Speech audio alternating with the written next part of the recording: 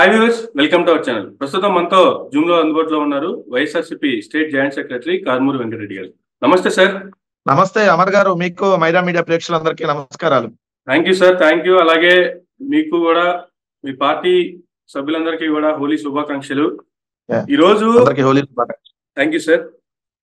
Mood of Andhra Pradesh తో పేరుతో చేసినటువంటి సర్వేలో కూడా వైఎస్ఆర్సీపీ 120 సీట్లు ప్లస్ గెలుచుకుంటుంది అనేటువంటిది ఆ సర్వేలో వచ్చినటువంటి సారాంశం. అంటే సర్వేలు ఏవైనా కూడా అన్ని వైఎస్ఆర్సీపీకి చెప్తున్నాయి 120+. కానీ ఒక పక్క కూటమికి సంబంధించినటువంటి కూటమి నేతలైతే 160 సీట్లతో ఈసారి కూటమి అధికారంలోకి రాబోతుంది అనేటువంటి కామెంట్లు అయితే రీసెంట్ గా చంద్రబాబు నాయుడు గారు కూడా ఆయన పార్టీ కార్యకర్తలతో చేసినటువంటి మీటింగ్ లో వర్క్ షాప్ లో ఆయన కామెంట్లు చేశారు. ఎట్లా చూడాలంటారు అసలు ఈ కామెంట్లు ఎట్లా చూడాలంటారు? ఆంధ్రప్రదేశ్ ప్రజల మూడ్ ఎలా ఉంది? చేస్తున్న సర్వేలు దీనికి అనుకూలంగా ఉన్నాయా లేవంటే ఏం చెప్తారు సార్? అమర్ గారు, దేశవ్యాప్తంగా లేదంటే రాష్ట్ర వ్యాప్తంగా అనేక సర్వే సంస్థలు రిపోర్ట్లు ఇస్తా ఉన్నాయి. దాంట్లో మెజారిటీ సర్వే సంస్థలు అంటే సపోజ్ ఒక 10 సర్వే సంస్థలు సర్వేలు ఇస్తే దాంట్లో 8 నుంచి 9 సర్వే సంస్థలు వైఎస్ఆర్ కాంగ్రెస్ పార్టీ మరొకసారి ఇక్కడ అధికారంలోకి వస్తుందని చెప్పి సర్వేలు చెప్తూ ఉన్నాయి. అంటే మూడ్ ఆఫ్ ద ఆంధ్రప్రదేశ్ ఎలా ఉంది అనే దానికి 1-2 సీట్లు అటు ఇటుగా అయినా ప్రతి ఒక్క సర్వే కూడా వైఎస్ఆర్ కాంగ్రెస్ పార్టీయే ఇక్కడ మళ్ళీ రెండోసారి ఘన విజయం సాధిస్తుంది. మెజారిటీ పార్లమెంట్ స్థానాలు కూడా వైఎస్ఆర్ కాంగ్రెస్ పార్టీ గెలుస్తుందని, అదేవిధంగా జగన్మోహన్ రెడ్డి గారు మళ్ళీ ఇక్కడ ముఖ్యమంత్రి అవుతారని చెప్పి ఇస్తున్నారు. ఒకళ్ళు 120 ఇవ్వచ్చు, ఒకళ్ళు 130 ఇవ్వచ్చు, ఒకళ్ళు 110 ఇవ్వచ్చు, ఒకళ్ళు 150 ఇవ్వచ్చు, కొంతమంది 17 ఎంపీలు ఇవ్వచ్చు, కొంతమంది 20 ఎంపీలు ఇవ్వచ్చు, కొంతమంది 22, 25 ఎంపీలు కూడా ఇచ్చినటువంటి మనం చూసాం. సో ఒక సీట్ అటు ఇటుగా అయినా YSR Congress party full fledged గా అధికారంలోకి వస్తుంది. ఏదైతే 1-2 ఎంపీ సీట్లు తగ్గినా మొత్తం వైఎస్ఆర్ కాంగ్రెస్ పార్టీలో లాస్ట్ టైం గెలుస్తుందని చెప్పి సర్వేలు ఇస్తాను. సో చంద్రబాబు నాయుడు గారు ఎంపీల మీద కూడా కామెంట్ చేశారు వెంకటరెడ్డి గారు. 24+, 25ది కూడా మనకే రావాలి, వస్తుంది. 24 అయితే కన్ఫర్మ్, 25 కూడా వచ్చే అవకాశం మనకే ఉంది. సో 24+ ఎంపీ సీట్లు కూడా మనకే రాబోతున్నాయి అనేటువంటి కామెంట్ కూడా చేశారు. చంద్రబాబు నాయుడు గారి కామెంట్ల గురించి మనం పెద్దగా డిస్కస్ చేసాం అనుకోండి, మనకు టైం వేస్ట్ అంట. ఎందుకంటే చంద్రబాబు నాయుడు గారు ఎలా ఉంటారనంటే, ఇప్పుడు కరోనా వచ్చింది అనుకోండి, దానికి వైరస్ ఆ కరోనా వైరస్ కి సంబంధించి ఆ వ్యాక్సినేషన్ నేనే కనిపెట్టా అంటాడు. ఇక్కడ మీరు పెట్టుకున్నారు కదా హెడ్ ఫోన్స్, ఆ హెడ్ ఫోన్స్ అది కనిపెట్టింది చంద్రబాబు నాయుడు అంటాడు. ఇప్పుడు ఈ జూమ్ టెక్నాలజీ అన్ని కనిపెట్టింది నేనే అంటాడు. సో పిచ్చి వాగుడు వాగుతా ఉంటాడు. ఇప్పుడు దాని గురించి మనం ఏం చెబుతాం? 24 ఎంపీ సీట్లు తెలుగుదేశం పార్టీకి, ఎంత మటుకు 24 ఎంపీ సీట్లు కూటమి ప్రకటించిందా? కూటమి 24 సీట్లన్నా ప్రకటించింది అప్పటి వరకు. ఎందుకు ఊరక తెలుగుదేశం కార్యకర్తలను మభ్యపెట్టడానికి, ప్రజలను తప్పుదోవ పట్టించడానికి? కాకపోతే నీ దగ్గర పోటీ చేయడానికి అభ్యర్థులు లేక ఒక 6 సీట్లు బీజేపీకి, ఒక 2 సీట్లు జనసేనకి ఇచ్చినటువంటి పరిస్థితి.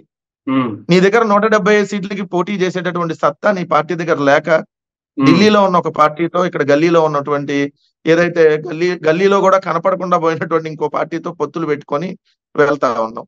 సో నువ్వు ఈరోజు 24 కొత్త ఎంపీలు అంటే హాస్యాస్పదం కదా. ఎప్పుడైనా నీ జీవితంలో 24 ఎంపీలు వచ్చినాయా?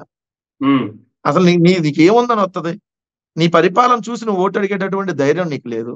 మేము అడుగుతా ఉన్నాం ఈరోజు, మేము ఈరోజు గర్వంగా అడుగుతా ఉన్నాం. ఈరోజు ఒక ప్రౌడ్ గా ఫీల్ అవుతా ఉన్నాం. వైఎస్ఆర్ కాంగ్రెస్ పార్టీ కార్యకర్తగా ఈరోజు మీ అందరి ముందు మాట్లాడగలుగుతున్నాం అని అంటే జగన్మోహన్ రెడ్డి గారు మంచి చేశారు కాబట్టి మేము మాట్లాడగలుగుతున్నాం. ఇంత మంచి ప్రజలకు అందింది కాబట్టి మేము ధైర్యంగా ఈరోజు ఓటు అడగగలుగుతున్నాం. అక్క, మీ కుటుంబంలో మంచి జరిగితే ఓటేయండి అని అడుగుతున్నాం. అన్న, మీ కుటుంబంలో మంచి జరిగితే ఓటేయండి అంటున్నాం. చెల్లి, ఒకసారి ఆలోచించి మీకు మంచి ఎవరు చేశారో, చంద్రబాబు చేశాడా, జగన్మోహన్ రెడ్డి గారు చేశారా గమనించుకొని ఎవరు మంచి చేస్తే వాళ్ళకి ఓటేయండి చెల్లి అని అడుగుతా ఉన్నాం. బట్ అలా అడగమనండి ప్రతిపక్షాలు. ఈరోజు వైఎస్ఆర్ కాంగ్రెస్ పార్టీ గెలుపు టార్గెట్ కాదు, సీట్లు టార్గెట్. 151 పోయినసారి మేము గెలిచాం, దానికి ప్లస్సే రావాలి, ఒక్కటి కూడా మైనస్ రావడానికి వీల్లేదు. అల్టిమేట్ గా మొత్తం సీట్లు గెలవాలి, అది మా టార్గెట్. మా టార్గెట్ లో భాగంగా ఈరోజు వైఎస్ఆర్ కాంగ్రెస్ పార్టీ ఎప్పుడూ లేని విధంగా సామాజిక న్యాయానికి, ఈ దేశ చరిత్రలో ఏ రాజకీయ పార్టీ చేయని విధంగా సామాజిక న్యాయానికి పెద్దపీట వేసి, ఎక్కడైతే అణగారినటువంటి వర్గాలు ఉంటాయో, ఎక్కడైతే బ్యాక్వర్డ్ క్లాసులుగా ఉన్నటువంటి వాళ్ళని, ఏదైతే వాళ్ళు బ్యాక్వర్డ్ కాదు బ్యాక్ బోన్ క్లాసులుగా ముందుకు తీసుకొని రావాలి అనేటటువంటి ఆలోచనతో బీసీ సామాజిక వర్గానికి 48 అసెంబ్లీ సీట్లు ఇచ్చినటువంటి party YSR Congress party. Out of 139 seats లో, ఎందుకంటే జనరల్ సీట్లు 139, ఎస్సీ ఎస్టీ రిజర్వ్డ్ సీట్లు మనం పక్కన పెడితే 175లో ఎస్సీ రిజర్వ్డ్ 29, ఎస్టీ రిజర్వ్డ్ 7 పక్కన పెడితే 139 జనరల్ స్థానాల్లో 48 సీట్లని బీసీ సామాజిక వర్గానికి కేటాయించినటువంటి మొట్టమొదటి party YSR Congress party. Overall గా ఎస్సీ ఎస్టీ బీసీ మైనార్టీలకి అత్యధిక ప్రాధాన్యత ఇస్తూ సామాజిక న్యాయం చేసి చూపించినటువంటి పార్టీ. సో మిగిలిన వాళ్ళు చేయమనండి, ఎంపీల్లో కానీ ఎమ్మెల్యే సీట్లలో కానీ వాళ్ళు చేయమనండి, ఎక్కడా కూడా చేయలేనటువంటి పరిస్థితి వాళ్ళు. సోషల్ మీడియాలో చూసుకుంటే ఈ సామాజిక వర్గం కోణానికి సంబంధించి కూడా చాలా కామెంట్లు అయితే రన్ అవుతూ ఉన్నాయి. ఒకే విడతగా 175 మంది అభ్యర్థులను ప్రకటించినటువంటి వైఎస్ఆర్సీపీ మీరు చెప్పినట్లుగా అన్ని వర్గాలకు పెద్దపీట వేస్తే ఇప్పటి వరకు 3 పొత్తులో ఉండి కూడా 3 పార్టీలకు సంబంధించి కూడా కంప్లీట్ గా ఇంకా రిలీజ్ కానటువంటి పొత్తుకి సంబంధించి కూటమికి సంబంధించి చూసుకుంటే ఇప్పటి వరకు రిలీజ్ అయిన వాటిలో కూడా సామాజిక న్యాయం పాటించలేదు అనేటువంటి కామెంట్లు కూడా చాలా రన్ అవుతున్నాయి సోషల్ మీడియాలో. 100% సార్. ఎందుకంటే తెలుగుదేశం పార్టీ ఇప్పటి వరకు 30 సీట్లు మాత్రమే బీసీ సామాజిక వర్గానికి కేటాయించింది.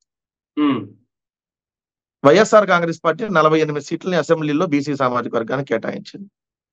మైనార్టీలు అత్యధికంగా మైనార్టీలు రాష్ట్రంలో దాదాపుగా 11-12% ఉన్నటువంటి మైనార్టీలకు సంబంధించి వైఎస్ఆర్ కాంగ్రెస్ పార్టీ 7 అసెంబ్లీ సీట్లను కేటాయిస్తే తెలుగుదేశం పార్టీ కేవలం 3 సీట్లు మాత్రమే కేటాయించింది.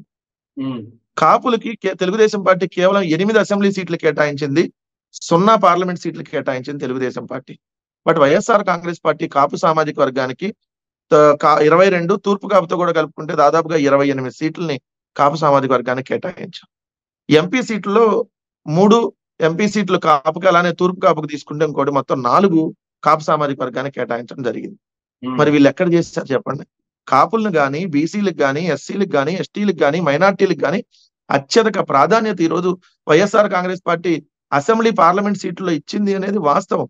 అంతకుముందు అసెంబ్లీలో చట్టం తీసుకొని వచ్చాం, ఎస్సీ ఎస్టీ బీసీ మైనార్టీలకి పెద్దపీట వేయాలని 50% నామినేటెడ్ పదవులు, నామినేటెడ్ వర్కులు ఉండాలని చెప్పి ఏదైతే చట్టం తీసుకొని వచ్చామో దానిలో భాగంగానే తర్వాత వచ్చినటువంటి ఎమ్మెల్సీలు కావచ్చు, రాజ్యసభ సభ్యులు కావచ్చు, దాని తర్వాత జరిగినటువంటి ఏదైతే కార్పొరేషన్ ఎన్నికల్లో కావచ్చు, లేదంటే జనరల్ ఎలక్షన్స్ ఎంపీటీసీలు, జెడ్పీటీసీలు అన్నిట్లో కూడా YSR Congress party SC ST BC మైనార్టీలకు 50% పైగా ఇచ్చింది.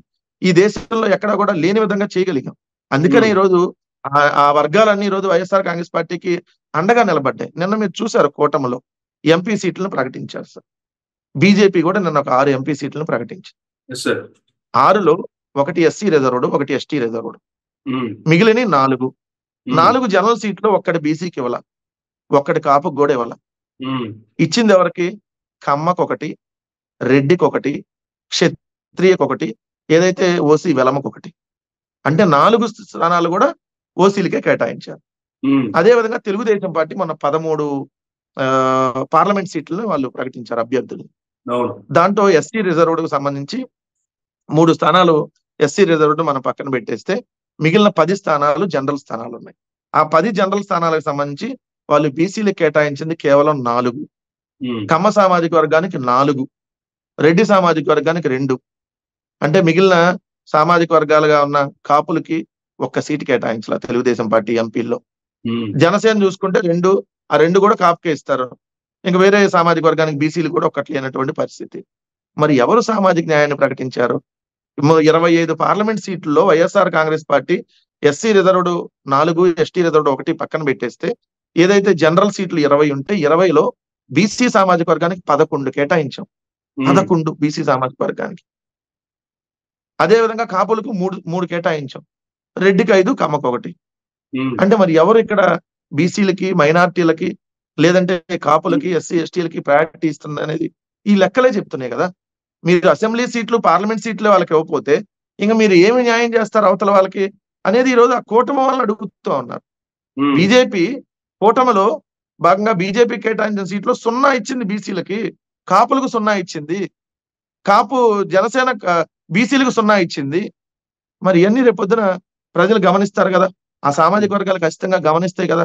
సంక్షేమం బీసీలకు ఇస్తుంటే, సంక్షేమం ఎస్సీలకు అందిస్తుంటే, సంక్షేమం ఎస్టీలకు అందిస్తుంటే, సంక్షేమం మైనార్టీలకు అందిస్తూ, సంక్షేమం ప్రతి పేదవాడికి అందిస్తుంటే శ్రీలంక అయిపోయింది, అడుక్కుతింది, సంక్షేమ పథకాల వల్ల సోమరిపోతులు అవుతారని చెప్పి ప్రచారం చేసినటువంటి ఈ నీచమైనటువంటి ఈ కూటమి అభ్యర్థులు ఏ మొహం పెట్టుకొని ఓటు అడుగుతారని కూడా నేను అడుగుతా ఉన్నా, ఒక సామాన్యుడిగా అడుగుతా ఉన్నా. అరే పేదవాడికి స్కూల్ బాగు చేస్తే ఓర్చుకోలేని మీరు ఏ మొహం పెట్టుకొని ఆ పేదవాడి దగ్గరికి వెళ్ళి ఓటు అడుగుతారు ఈ రోజు? ఆ పేదవాడికి రాజధానిలో ఇళ్ల పట్టాలు ఇస్తుంటే కోర్టులకు వెళ్ళి ఇల్లు కట్టనీయకుండా అడ్డుకున్నటువంటి ఈ కూటమి నేతలు, ఈ తెలుగుదేశం, ఈ జనసేన, ఈ బీజేపీ వాళ్ళు ఏ మొహం పెట్టుకొని అక్కడికి వెళ్ళి ఆ పేదవాడిని ఓటు అడుగుతారు? పేదవాడికి పక్కా ఇల్లు ఉండకూడదు అనేది ఆ కూటమి లక్ష్యం అయితే, ప్రతి పేదవాడికి పక్కా ఇల్లు ఉండాలి, ప్రతి పేదవాడు చదువుకోవాలి, ప్రతి పేదవాడు రాణించాలనేది యువతలు జగన్మోహన్ రెడ్డి గారి లక్ష్యం, ఆయన కళ, ఆయన ఆకాంక్ష. సో ప్రజలు ఎవరి వైపు ఉన్నారు అనేది ఇక్కడే మీకు అర్థం అవుతా ఉంది. సో క్లియర్ గా, క్లారిటీగా 2024 రేపు మే 13వ తారీఖున జరగబోయేటటువంటి ఎన్నికలు ఈరోజు పేదవాడి వైపు నిలబడ్డ జగన్మోహన్ రెడ్డి గారికి, పెత్తందారుల వర్గంగా ఉన్నటువంటి ఆ కూటమి నేతలకి జరగబోతున్నటువంటి ఎన్నికలు. పేదవాడు బాగుండాలి, ఈ పేదవాడు ఈ సంక్షేమ పథకాలని కొనసాగించుకోవాలి, పేదవాడు ఇలానే చదువుకోవాలి అని అంటే జగన్మోహన్ రెడ్డి గారికి ఓటు వేస్తారు. అవసరం లేదు పెత్తందారులుగా ఉండాలని అనుకునే వాళ్ళు చంద్రబాబు వైపు నిలబడతారు. అంటే పేదవాళ్ళంతా జగన్మోహన్ రెడ్డి గారి వైపు, ఒక సెక్షన్ ఆఫ్ పెత్తందారులంతా చంద్రబాబు నాయుడు వైపు ఉన్నారు అనేది క్లియర్. సో పేదవాడికి, పెత్తందారులకి జరుగుతున్నటువంటి ఎన్నికలు రేపు మే 13వ తారీఖున ఆంధ్రప్రదేశ్ రాష్ట్రంలో అసెంబ్లీకి, పార్లమెంట్ కి జరగబోతా ఉన్నాయి. ఖచ్చితంగా దేవుడు ఆశీస్సులు, ఆ పేదవాళ్ళ అందరు ప్రజల ఆశీస్సులు మొత్తం వైఎస్ఆర్ కాంగ్రెస్ పార్టీ వైపు ఉన్నాయి అని మేము బలంగా నమ్ముతున్నాం. ఖచ్చితంగా అదే రేపొద్దున మళ్ళీ 151+ తో దాదాపుగా 175కు 175 గెలవబోతున్నాం అనేది మాత్రం స్పష్టంగా చెప్పదలుచుకున్నాం. అయితే సామాజిక న్యాయానికి సంబంధించి ఈ డిఫరెన్స్ ఇలాగుంటే, మరోపక్క కూటమిలో కూడా జగన్మోహన్ రెడ్డి గారే సీట్లు కేటాయిస్తున్నారా అనేటువంటి కొన్ని మీమ్స్ కూడా సోషల్ మీడియాలో బాగా చక్కర్లు కొడుతున్నాయి. ముఖ్యంగా రఘురామకృష్ణరాజు గారి సీటుకి సంబంధించి కావచ్చు, పి గన్నవరంలో టికెట్ ఇచ్చినట్టే ఇచ్చి ఈ టికెట్ నీకు లేదు అని చెప్పి అక్కడ ఇన్ఛార్జి చేత ఫోన్ చేయించి చెప్పినటువంటి మహాసేన రాజేష్కి సంబంధించి కావచ్చు, నాకు ఎంపీ సీటు దక్కనివ్వకుండా జగన్ చేసిన కుట్రపై అనేటువంటిది ఈయన పెట్టినటువంటి ఒక ట్వీట్.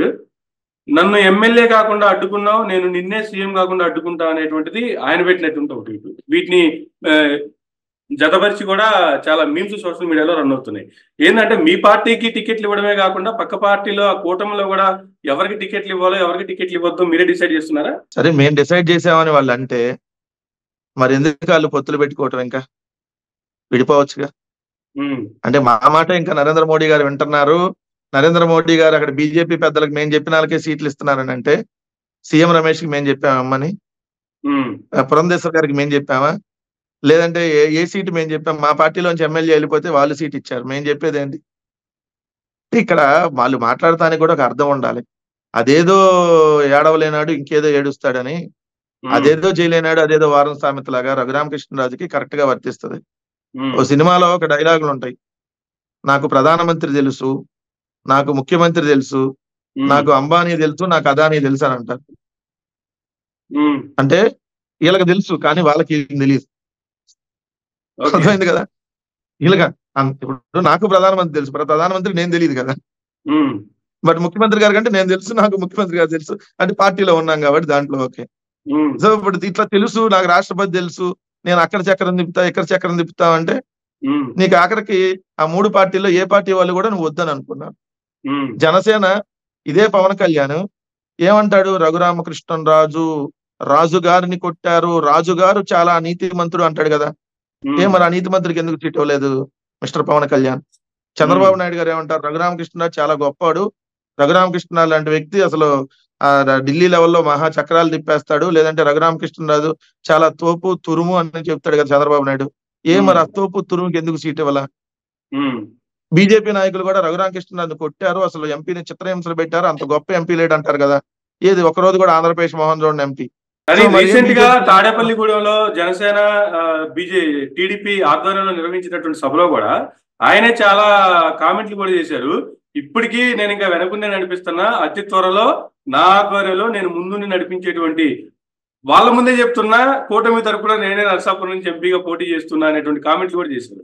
ఇప్పుడు చాలా సందర్భాల్లో నన్ను ఏమీ పేకలేరు అని 100 సార్లు అనేవాడు రఘురామకృష్ణరాజు.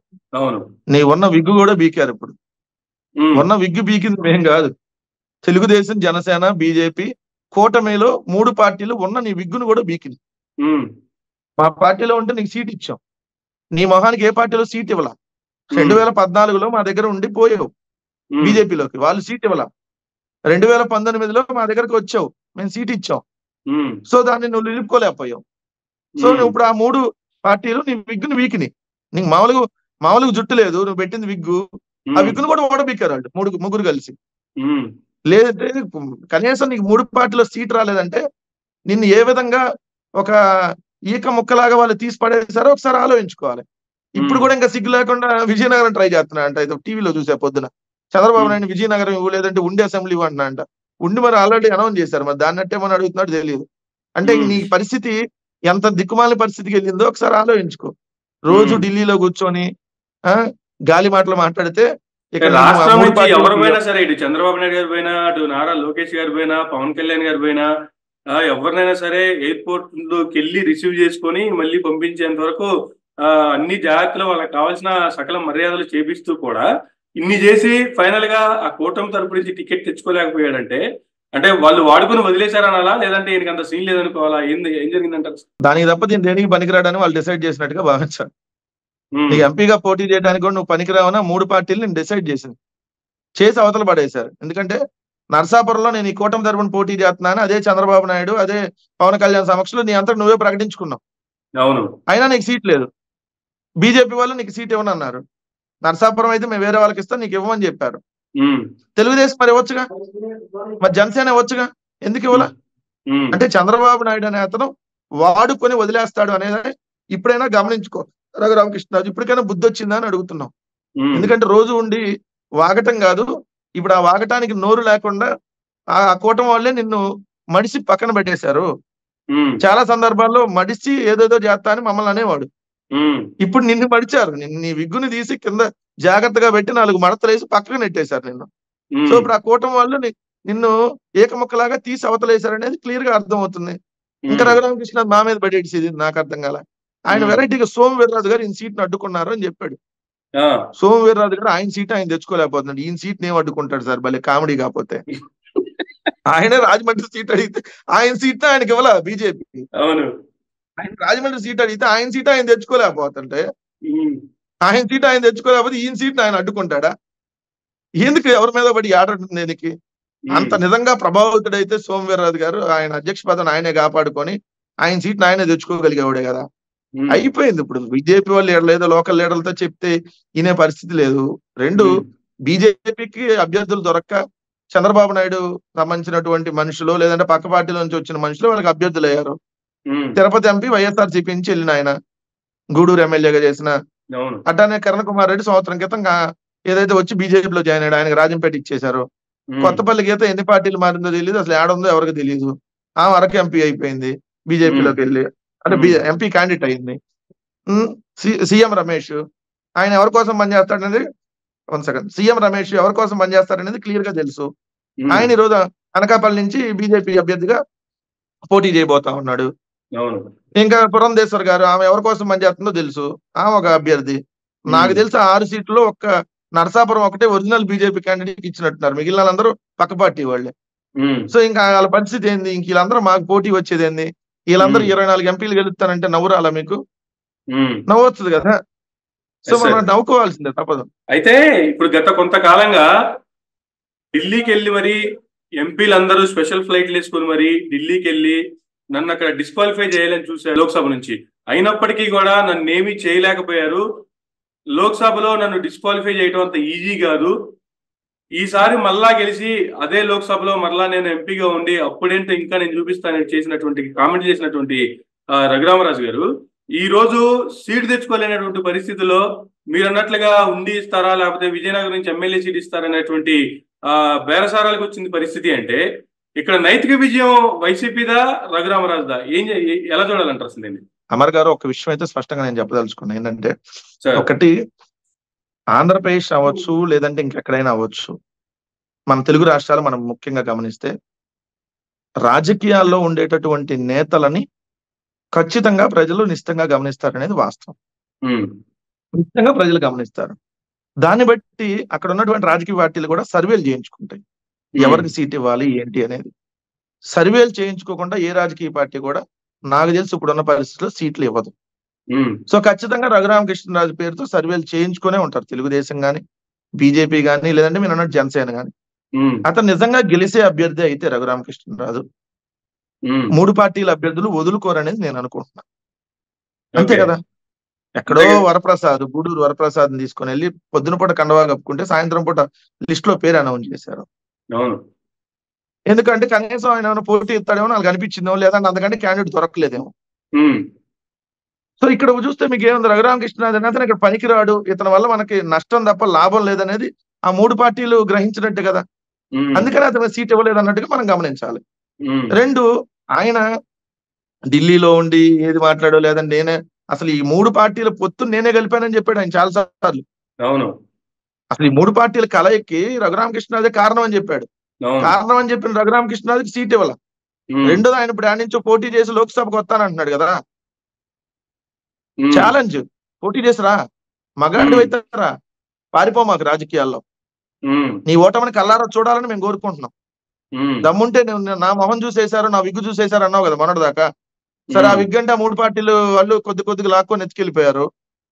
సరే నువ్వు నీ మొహం చూసేశారు అంటున్నావు కదా, పోటీ చేయి మరి. రఘురామకృష్ణరాజు మొహం మీద ఓటేస్తాను, నా మొహం చూసి ఓటేయండి అని అడుగు.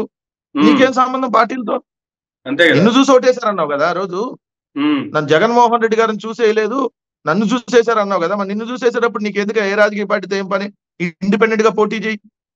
ఏ పార్టీ టికెట్ ఇవ్వకపోతే కనీసం ఇండిపెండెంట్ గా పోటీ చేసే ధైర్యమైన ఆయనకి లేదంటారా? ధైర్యం చేసే పరిస్థితులు కూడా లేదంటారా? సార్ 4 సంవత్సరాలలో ఒక్కసారి వచ్చాడు సార్, 2 సార్లు వచ్చాడు సార్. మనం మోడీ మీటింగ్ వచ్చాడో లేదో నాకైతే గుర్తులేదు కానీ తాడేపల్లి గుడి మొన్న ఈ కూటమి మీటింగ్ కూడా వచ్చి ఉంటాడు 3వ సారి నాకు తెలిసి. ఫస్ట్ టైం ఏమో దానికి వచ్చాడు, ఏది కోడి పందాలకి. 2వ సారి తాడేపల్లి గుడి మీటింగ్ వచ్చాడు ఈ 4 ఏళ్లలో. 3వ సారి మన మోడీ మీటింగ్ వచ్చి ఉంటాడు. ఏంది ఈ ధైర్యం గురించి మనం చెప్పేది? రఘురామకృష్ణరాజు ధైర్యవంతుడా? ఊరకు టీవీల ముందు వచ్చి మాట్లాడిన ధైర్యవంతుడు గారు. నేను ధైర్యవంతుడు అని చెప్పేవాడే చాలా పిరికోడు. లైక్ చంద్రబాబు నాయుడు, పవన్ కళ్యాణ్ ఎగ్జాంపుల్ దానికి. వాళ్ళు మీడియా ముందుకు వచ్చి నేను చాలా ధైర్యవంతుడు అంటాడు పవన్ కళ్యాణ్. సినిమా షూటింగ్ లోనే ఎవరన్నా దూరం నుంచి పవన్ కళ్యాణ్ ఎవరైనా చూస్తున్నారు అనుకో, భయపడిపోయి షూటింగ్ ఆపుతాడంట. చాలా మంది చెప్పారు. అంటే అంత పిరికోడు. వాళ్ళు ఏదో అభిమానంతో చూస్తున్నారు అనేది కూడా లేదు, ఇంక భయం, ఆడెవడో నన్ను చూస్తున్నాడు ఏదో చేసేస్తాడేమో అని. అందుకని ఇప్పుడు జగన్మోహన్ రెడ్డి గారు నన్ను ఏదో చేసేస్తారని భయపడిపోయి చంద్రబాబు నాయుడు దూరాడు కదా. అట్లానే చంద్రబాబు నాయుడు కూడా అత్యంత పిరికి వస్తాడు, పైకి మాత్రం అసలు నా అంత ధైర్యవంతుడు లేడు అంటాడు. సేమ్ రఘురామకృష్ణరాజు కూడా అంతే. వీళ్ళందరూ మాకు పోటీ ఏంటి సార్, వీళ్ళందరూ కలిసి మమ్మల్ని ఏం చేస్తారు, ఏ విధంగా మాకు మా దరిదాపులకు రాగలరు చెప్పండి. సో వైఎస్ఆర్ కాంగ్రెస్ పార్టీని ఎదుర్కోవాలి అంటే ఈ 3 పార్టీలు కలిసినా కూడా వాళ్ళకి కనీసం మా దరిదాపులో కూడా వచ్చేటటువంటి పరిస్థితి లేదు. ప్రజల తీర్పు స్పష్టంగా వైఎస్ఆర్ కాంగ్రెస్ పార్టీ వైపు ఉంది. ఇది క్లియర్, ఇది క్లారిటీ. అయితే ఫైనల్ గా జనసేన నుంచి మొన్నటి వరకు ఫస్ట్ లిస్ట్ అనౌన్స్ చేసినప్పుడు కూడా ఏదో ఒక స్లిప్ ప్యాడ్ మీద రాసుకుని నాదెండ్ల మనోహర్ గారు పక్కన కూర్చొని ఒక 5 పేర్లు రాసిస్తే 5 పేర్లు అనౌన్స్ చేయడం కావచ్చు, మీడియా ముందు అదే నోట్ బుక్ ని ప్రదర్శించడం కావచ్చు. సో అప్పుడో సీట్ అక్కడొకటి అనౌన్స్ చేసుకుంటూ పోతున్నటువంటి పవన్ కళ్యాణ్ ఫైనల్ గా అఫీషియల్ గా ఒక లిస్ట్ అయితే రిలీజ్ చేశారు 13 మందితో. దాంట్లో పవన్ కళ్యాణ్ గారి పేరు పిఠాపురం నుంచి ఇచ్చారు. సో పిఠాపురంలో నన్ను ఓడించడానికి ఓటుకి 1,00,000 లేదా కుటుంబానికి 1,00,000 రూపాయలు ఖర్చు పెడుతుంది వైఎస్ఆర్సీపీ. నన్ను చూసి అంత భయపడుతుంది, అంత భయపెట్టినా కూడా, అంత ఖర్చు పెట్టినా కూడా నన్ను ఓడించే పరిస్థితి వాళ్ళకి లేదు. అదే వాళ్ళు ప్రతి కుటుంబానికి, ప్రతి ఓటర్కి ఖర్చు పెడుతున్న ఆ 1,00,000 ఓట్లు, ఆ 1,00,000 ఓట్లు కదా అవి మెజార్టీ తెచ్చుకొని నేను గెలవబోతున్నాను అనేటువంటి కామెంట్ చేశారు. ఆ కామెంట్ చేస్తూనే పైగా మళ్ళా ఓట్లేయండి, అర్థించుకుంటున్నాను మిమ్మల్ని, నేను అడగట్లేదు అర్థించుకుంటున్నాను కామెంట్ కూడా మళ్ళీ అదే మీటింగ్ లో ఆయనే చేశారు. ఎట్లా చూడాలంటే అసలు దీన్ని? స్వాగతిస్తున్నాం సార్. ఫస్ట్ పిఠాపురంలో పవన్ కళ్యాణ్ పోటీ చేస్తున్నందుకు స్వాగతిస్తున్నాం. ఎందుకంటే పాపం పోటీ చేయకుండా పారిపోతాడేమోనని చెప్పి జనసేనకు సంబంధించిన పిచ్చి అభిమానులు కొంతమంది అనుకున్నారు. అరే అసలు ఈ పవన్ కళ్యాణ్ పోటీ చేయడేమో, మళ్ళీ పార్లమెంట్ అంటాడేంటి కాకినాడ, మళ్ళీ పిఠాపురం పోటీ చేయడమో, అసలు ఇక్కడ ఉండడేమో, అసలుకే మోసం వచ్చేస్తుందని పాపం వాళ్ళందరూ బాధపడ్డారు. పాపం ఎట్టకేలకి పవన్ కళ్యాణ్ ధైర్యంగా ఓడిపోయిన 5 ఏళ్ల తర్వాత ఒక అసెంబ్లీ నుంచి పోటీ చేస్తున్నానని ప్రకటించినందుకు ధన్యవాదాలు. పిఠాపురం నుంచి ఇప్పుడైనా పిఠాపురం నియోజకవర్గంలో పోటీ చేస్తున్నా అని ప్రకటించినందుకు నిజంగా కూడా పవన్ కళ్యాణ్ అమ్మ కొంచెమన్నా ధైర్యం వచ్చింది ఆయనకి అని అనుకోవచ్చు. రెండోది, ఆయన పిఠాపురంలో 1,00,000 మెజార్టీ 1,00,000 పంచుతున్నారు అన్నాడు. ఏం మా వాళ్ళు ఏమన్నా డబ్బులు పవన్ కళ్యాణ్ దగ్గర చేత పంచుతున్నారా? మధ్యలో మీడియేటర్ అనేది పవన్ కళ్యాణ్ ఏమన్నా? వైఎస్ఆర్ కాంగ్రెస్ పార్టీ మరి అంతే కదా. ఇప్పుడు ఓటుకి లక్ష పంచుతున్నారు అంటే పవన్ కళ్యాణ్ ఏమన్నా మధ్యలో మీడియేటరా? పంచడానికి ఏమన్నా పవన్ కళ్యాణ్ వెళ్తున్నాడా? మా డబ్బులు తీసుకొని పవన్ కళ్యాణ్ పంచుతున్నాడా? అంటే ముందే ఓడిపోతాడు కాబట్టి ఆ ఓటమని ముందే ఇదిగోండి డబ్బులు ఇచ్చి గెలిచేశారు అని చెప్పేటటువంటి ఒక దుర్మార్గమైనటువంటి చర్యగా దీన్ని మనం భావించాలి. ఎవరైనా ఓటుకు డబ్బులు తీసేసుకొని ఓట్లు డబ్బులు పెట్టి కొనేసి వాళ్ళందరూ గెలుస్తారని అనుకుంటే అంతకంటే అమాయకత్వం ఇంకోటి ఏమైనా ఉందా? నారా లోకేష్ దగ్గర ఎంత డబ్బు ఉంది సార్? ఆళ్ళ రామకృష్ణారెడ్డి దగ్గర ఎంత ఉంది మంగళగిరిలో? ఆళ్ళ రామకృష్ణారెడ్డి గారితో కంపేర్ చేస్తే 100 రెట్లు నారా లోకేష్ దగ్గర డబ్బులు ఉంది కదా. ఏం మరి ఎందుకు గెలవల నారా లోకేష్ మంగళగిరి నుంచి ఎమ్మెల్యే? చెప్పండి సార్, ఎందుకు గెలవల? అంటే డబ్బులు ఇచ్చేస్తే గెలిచేస్తారు అని అనుకుంటే చంద్రబాబు నాయుడు పార్టీలో డబ్బులు ఉండాలి కదా అందరూ. మరి ఎందుకు ఓడిపోయారు? చింతమనేని ప్రభాకర్ దగ్గర డబ్బులు లేవా? ఎందుకు ఓడిపోయాడు? అందరి దగ్గర డబ్బులు ఉన్నాళ్లే కదా, ఎందుకు ఓడిపోయారు? విశాఖపట్నం భరత్ గీతం కాలేజీలు ఇవన్నీ ఎందుకు ఓడిపోయారు? డబ్బులు ఉన్నాయి కదా ఫుల్ గా, ఎందుకు ఓడిపోయారు? నాదెళ్ల మనోహర్ దగ్గర కూడా డబ్బులు ఉన్నాయి కదా, ఎందుకు ఓడిపోయారు? వాళ్ళ నాన్న ముఖ్యమంత్రిగా కూడా చేశాడు. డబ్బులు ఇస్తే ఓట్లు రాలవు, ప్రజలకు మంచి చేస్తే ఓట్లు వస్తాయి. ఎన్నికల్లో డబ్బులు ఇస్తేనే ఓట్లు పడిపోతాయి అని అనుకుంటే పిచ్చితనం అది. చంద్రబాబు నాయుడు పసుపు కుంకుమని ఇచ్చాడు చివరిలో, ఏదైతే 10,000 రూపాయలు అందరూ ఓట్లు వేసేస్తారు నాకని. ఏమేశారు? పసుపు కుంకుమ జాగ్రత్తగా పసుపు కుంకుమ పేరుతో ఇచ్చాడు కదా, పసుపు కుంకుమ ఈవీఎంల మీద జల్లి చంద్రబాబుకి నీకు పసుపు కుంకుమ ఇస్తున్నాము, జగన్మోహన్ రెడ్డి గారికి ఈవీఎం లో ఓటేస్తున్నాం అని చెప్పారు. చెప్పి ఓటేశారు వైఎస్ఆర్ కాంగ్రెస్ పార్టీకి. అంటే ప్రజలకి మనం డే 1 నుంచి మంచి చేసుకుంటా వెళ్తే ఓటేస్తారు. చివరి రోజు ఏదో మనం పనిచేస్తే లేదంటే ఎన్నికల్లో డబ్బులు పనిచేస్తే ఓట్లు లేరన్న విషయం పవన్ కళ్యాణ్ గ్రహిస్తే ఎప్పుడన్నా కనీసం బాగుపడతాడు. రెండోది, పిఠాపురం నియోజకవర్గంలో నేను ఒకటే పిఠాపురం నియోజకవర్గ ప్రజలని ఒక సామాన్య మానవుడిగా ఆలోచించి మీరు ఓటు వేయమని కోరుతా ఉన్నా. నిరంతరం మీకు అందుబాటులో ఉండేటటువంటి 40 సంవత్సరాల నుంచి ప్రజాసేవలో ఉండి ఒక్క మరక కూడా లేనటువంటి ఒక కాపు ఆడపడుచు మీకు కావాలా?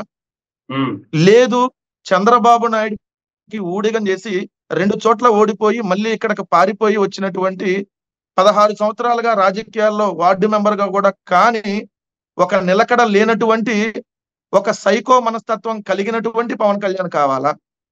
ఇంటర్మీడియట్ 3 గ్రూపులు 3 చోట్ల చదివి ఇంటర్మీడియట్ ఫెయిల్ అయిన పవన్ కళ్యాణ్ కావాలా? లేదు ఏదైతే డబుల్ ఎంఏలు చేసి లా చేసి ఏదైతే ఉన్నత విద్యావంతురాలైనటువంటి ఒక జడ్పీటీసీగా, ఒక జడ్పీ చైర్మన్ గా, ఒక రాజ్యసభ సభ్యురాలిగా, ఒక ఎమ్మెల్యేగా, ఒక ఎంపీగా నిరంతరం ఈ పిఠాపురం నియోజకవర్గం మీ కాకినాడ ప్రజలకి నిరంతరం అందుబాటులో ఉన్న వంగా గీత గారు కావాలా?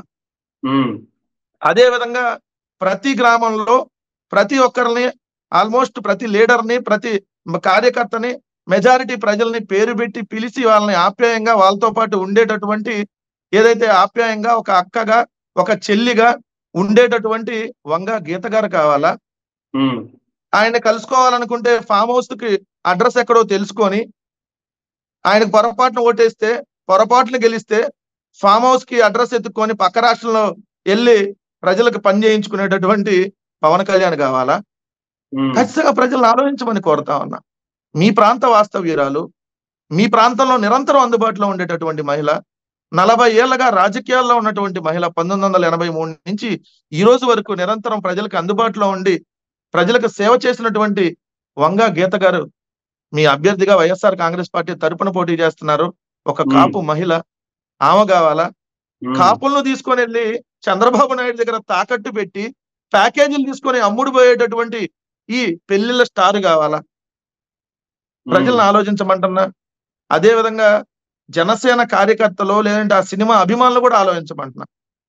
సినిమాల పేరుతో రాజకీయాల్లోకి వచ్చి ఆ అభిమానాన్ని ఓట్ల రూపంలో దండుకొని ఏదో ఒక విధంగా దాన్ని చంద్రబాబు నాయుడు దగ్గర డబ్బులు తీసుకొని తాకట్టు పెట్టేటటువంటి పవన్ కళ్యాణ్ కావాలా? ప్రజాసేవ ఎక్కడ ఉన్నా, ఏ పార్టీలో ఉన్నా, అది ప్రజారాజ్యంలో ఉన్నా, తెలుగుదేశంలో ఉన్నా, వైఎస్ఆర్ కాంగ్రెస్ పార్టీలో ఉన్నా నిరంతరం ప్రజలకు సేవ చేసేటటువంటి వంగా గీత గారు కావాలా? ఆలోచించుకోమని చెప్తా ఉన్నా. మీకు నిరంతరం అందుబాటులో ఉండి మీరెళ్ళి ఇంటికెళ్ళి అక్క అని పిలిస్తే పలికేటటువంటి, మీకు ఏ సమస్య ఉన్నా తమ్ముడు నేను పరిష్కరిస్తా అని చెప్పి పరిష్కరించేటటువంటి వంగా గీత గారు కావాలా?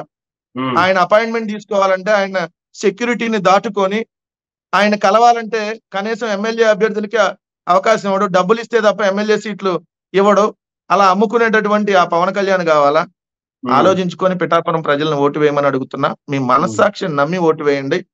ఏదో సినిమా మోజుతోనో లేదంటే ఇంకో దాంతోనో ఓటు వేస్తే ఆ ఓటు వృధా అయ్యిద్ది. ప్రజలకి ఎవరు సేవ చేస్తారో ఒక 5 నిమిషాలు కళ్ళు మూసుకొని ఒక 10 మందిని అడిగి ఎస్ మీ ప్రజలకి అందుబాటులో ఉండేటటువంటి వ్యక్తికి ఓటేయమని మాత్రం పిఠాపురం ప్రజలను కోరుతా ఉన్నా. So public will decide. Thank you sir, thank you very much అండి. అనేక విషయాలకు సంబంధించి మీ యొక్క విశ్లేషణ అందించినందుకు. ఇదండి వెంకటరెడ్డి గారితో ఈనాటి ఇంటర్వ్యూ. మరొక ఇంటర్వ్యూలో మళ్ళీ కలుద్దాం. చూస్తూనే ఉండండి మైరా మీడియా.